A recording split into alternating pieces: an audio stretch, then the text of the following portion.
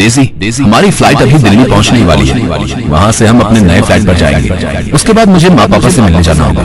पर क्या तुम मुझे अपने मॉम डैड से नहीं मिलवाओगे?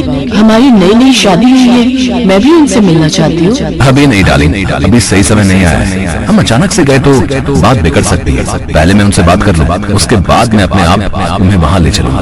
रवि लंदन में नौकरी करता था, अब वो वापस इंडिया लौट रहा था। डेजी एक विदेशी लड़की है, वो भी रवि के साथ ही जॉब करती थी और उन दोनों में प्यार हो गया। रवि और डेजी ने शादी कर ली। रवि डेजी को लेकर अपने नए फ्लैट पहुंचता है। डेजी, तुम हाथ मुंह धोकर फ्रेश हो जाओ। मैं माँ पापा से मिलकर थोड़ी देर में आ जाऊंगा और खाना भी घर से ही पैक करवा लूंगा। रवि डेजी को फ्लैट में छोड़कर अपने घर पहुंचता है। उसे सामने देखकर उसके माता पिता बहुत खुश होते हैं, पर कोई और भी खुश था जो दरवाजे की ओर से रवि को देख रहा था, और वो थी रवि की पहली पत्नी शोभा। शोभा एक सीधी सादी लड़की थी।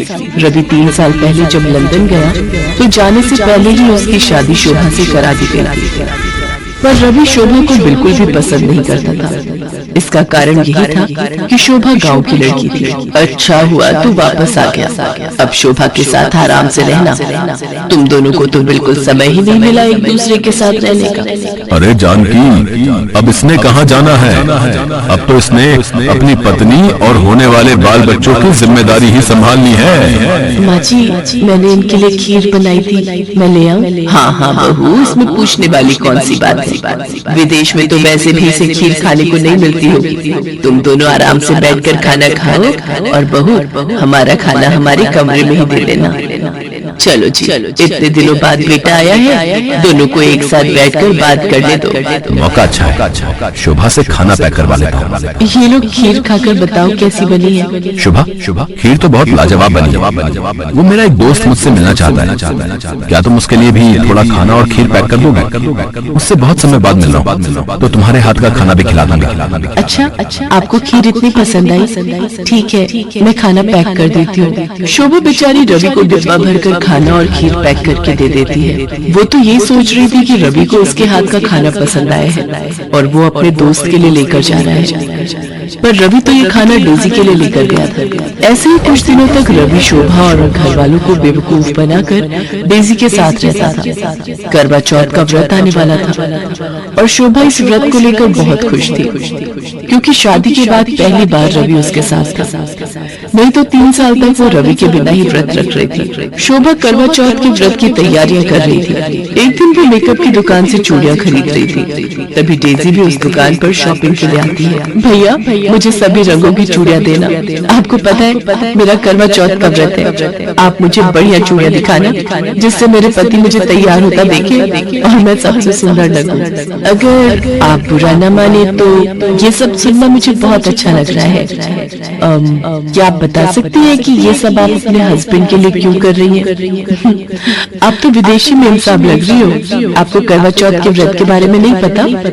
ये व्रत हर सुहागिन अपने पति की लंबी उम्र के लिए रखती है। आपकी शादी हो गई? जी, मेरी कुछ ही महीने पहले शादी हुई है। मैं भी इस व्रत को रखना चाहती हूँ। क्या आप मुझे इसके बारे में बताएंगी? मैं यहाँ पर किसी को भी नहीं जानती हूँ। अगर आप मेरी इतनी हेल्प कर दें। ऐसे ही बातें करते हुए शोभा और डेजी अच्छी दोस्त बन गई। शोभा डेजी को करवा चौथ के व्रत की सारी तैयारी करवाती है, पूरी शॉपिंग करवाती है। डेजी को शोभा का स्वभाव बहुत अच्छा लगता है।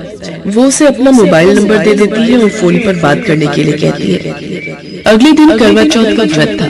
इधर शोभा भी तैयार हुई थी और उधर डेजी भी शोभा से फोन पर बात करके तैयार हो जाती है। डेजी, ये सब क्या है? तुमने आज लाल रंग की साड़ी पहन रखी है, बिल्कुल इंडियन स्टाइल में तुम तैयार हुई हो। वैसे आज ये सब क्यों? रवि शाम को आने का वादा कर लेता है, पर उधर उसे शोभा का भी व्रत खुलवाना था।